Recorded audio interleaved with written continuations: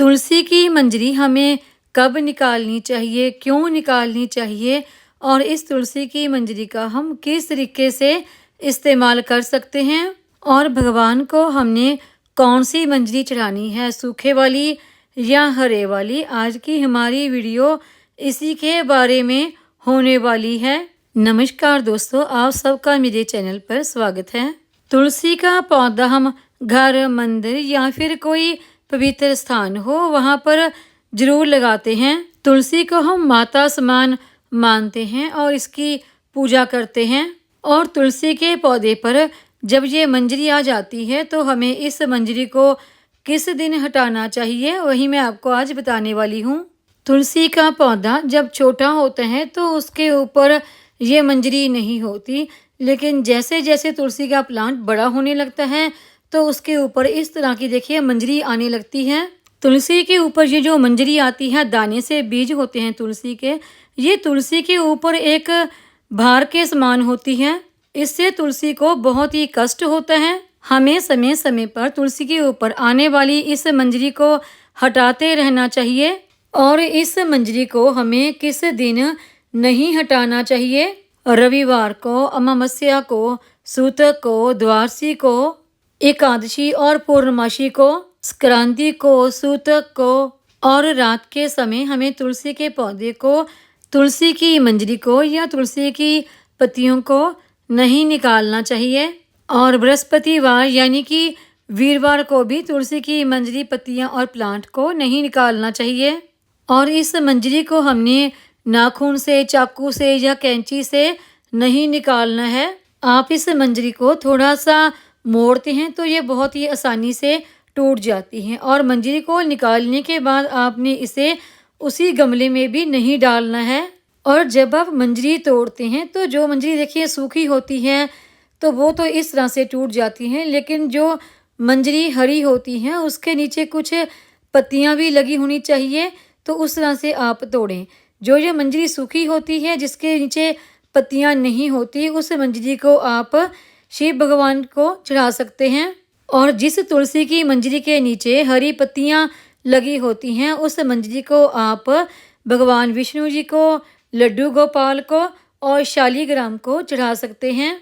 इससे भगवान बहुत ही प्रसन्न होते हैं, क्योंकि तुलसी माता साक्षात लक्ष्मी का ही रूप होती हैं और विष्णु भगवान को लक्ष्मी बहुत ही प्रिय है।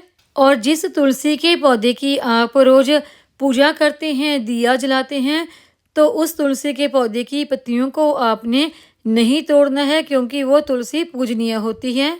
लेकिन अगर उस तुलसी के ऊपर इस तरह की मंजरी आ जाती है तो आप उस मंजरी को हटा दें और उस मंजरी को आप भगवान विष्णु के किसी भी रूप को समर्पित कर सकते हैं।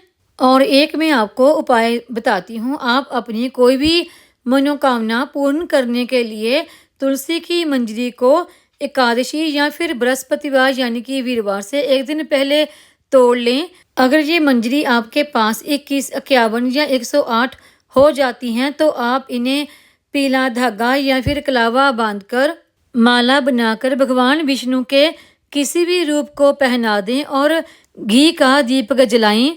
इससे भगवान विष्णु बहुत ही प्रसन्न होते हैं और आपकी सब मनोकामना पूर्ण होती है।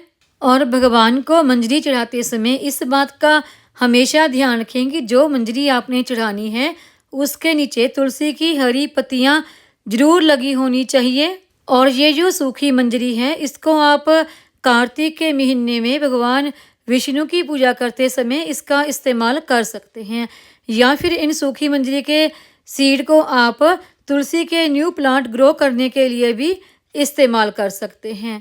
और देखिए, कुछ लोग कहते हैं कि अगर आप अपने घर में बीज से तुलसी का प्लांट ग्रो करते हैं तो आपको कार्तिक के महीने में तुलसी के उस प्लांट का विवाह करना पड़ता है। देखिए, ऐसी कोई भी बात नहीं है। आप तुलसी के उस प्लांट की कार्तिक के महीने में पूजा कर सकते हैं और पूजा करने के बाद उस प्लांट को अपने घर में ही रख सकते हैं। और अगला इसका इस्तेमाल है कि इनको आप पीसकर इनका पाउडर बना लें और इनको आप चाय पत्ती में मिक्स कर दें। ये एक बहुत ही बढ़िया चाय का मसाला बन जाएगा और चाय बनाने में इसका आप इस्तेमाल कर सकते हैं। कुछ दिन पहले मैंने वीडियो भी शेयर की थी कि तुलसी की जो सूखी लकड़ी होती है उसको आप किस तरीके से इस्तेमाल कर सकते हैं और उसका चाय का मसाला किस तरीके से तैयार कर सकते हैं, वो आप देख सकते हैं। तुलसी की मंजरी को तोड़ते समय ध्यान रखें कि ये ज़मीन पर ना गिरे और आपके पैरों के नीचे ना आए। जब आप इसे तोड़ रहे हैं तो नीचे कोई प्लेट या कोई कपड़ा वगैरह रखें ताकि तोड़ते समय ये उसमें गिर जाए और पैरों के नीचे ना आए। और मैं तुलसी की इस मंजरी का एक उपाय आपको और बताती हूँ। ये हरी तुलसी की मंजरी तोड़कर जिसके नीचे कुछ इस तरह की पत्तियाँ भी हो, इसे आप शुक्रवार के दिन माता लक्ष्मी के आगे चढ़ाते हैं तो इससे आपके ऊपर माता लक्ष्मी की कृपा बनी रहती है। और चढ़ाने के बाद उस मंजरी को आप इकट्ठा करके शुक्रवार वाले दिन किसी लाल कपड़े में बांधकर अपनी तिजोरी में रख दें। यहाँ पर आप अपना धन रखते हैं तो देखेंगे आप कि आपकी जीवन में कभी भी धन की कोई कमी नहीं आएगी। अगर आपके पास पैसा टिकता नहीं है तो आपके पास पैसा जमा भी होने लगेगा। कोई भी धन की कमी कभी भी आपके जीवन में नहीं आएगी। एक बार इस उपाय को आप करके ज़रूर देखें। और तुलसी के ऊपर आने वाली ये जो मंजरी है इसे आप जब ये हरी होती है तब भी तोड़ सकते हैं। अगर आप इस तरह से सूखने के बाद तोड़ना चाहें तो इस तरह से भी तोड़ सकते हैं।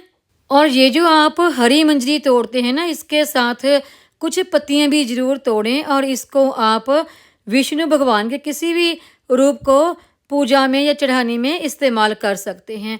और ये जो सूखी मंजरी है इसके तो मैंने आपको उपाय बता ही दिए कि इसको आप न्यू प्लांट ग्रो करने के लिए या फिर जो पत्तों के बिना सूखी मंजरी है भगवान शिव की पूजा के लिए या फिर चाय में पाउडर बनाकर इनका इस्तेमाल करना चाहें तो इस तरह से भी इस्तेमाल कर सकते हैं। और कभी भी आप अपने घर में तुलसी का एक प्लांट ना लगाएं, एक से हमेशा ज़्यादा प्लांट लगाएं। और जिस प्लांट की आप पूजा कर रहे हैं उसकी पत्तियों को कभी भी ना तोड़ें, चाय में डालने के लिए या काढ़ा वगैरह बनाने के लिए। और तुलसी की मंजरी को या पत्तियों को हटाने के लिए कभी भी आप नाखून का इस्तेमाल ना करें और ना ही प्लांट को ज़ोर ज़ोर से झटक के पत्तियों को या मंजरी को निकालें। बहुत ही धीरे से आराम से आपने उंगलियों की हेल्प से ही इनको निकालना है। बहुत ही आराम से ये निकल जाती हैं। और इस हरी मंजरी को तो आप वीरवार यानी कि बृहस्पतिवार के दिन भगवान बृहस्पति को चढ़ाने में भी इस्तेमाल कर सकते हैं, क्योंकि जो बृहस्पतिवार की जो पूजा होती है वो भी भगवान विष्णु का ही रूप होती है। और तुलसी की प्लांट की पत्तियां जब सूख जाती हैं तो आप इन्हें फेंकें नहीं, इनको इकट्ठा करके रख लें। इनको आप सर्दी जुकाम या फिर खांसी होने पर इनका काढ़ा बनाकर भी आप पी सकते हैं। और जब तुलसी का ये प्लांट आपका पूरा ही सूख जाता है तो उसे भी आप निकाल कर फेंकें नहीं और ना ही उस सूख चुके प्लांट को आप जलाएं, क्योंकि तुलसी के पौधे को जलाया नहीं जाता। तो इस सूख चुके प्लांट के भी आप बहुत सारे उपाय कर सकते हैं, उसका मैं पहले वीडियो भी शेयर कर चुकी हूँ।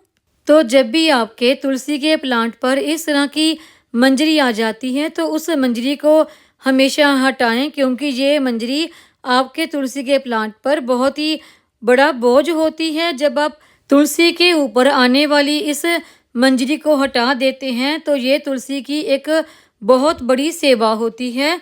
उम्मीद है आपको मेरी ये जानकारी की वीडियो पसंद आई होगी। वीडियो पसंद आई हो तो वीडियो को लाइक, सब्सक्राइब, शेयर और कमेंट ज़रूर करें।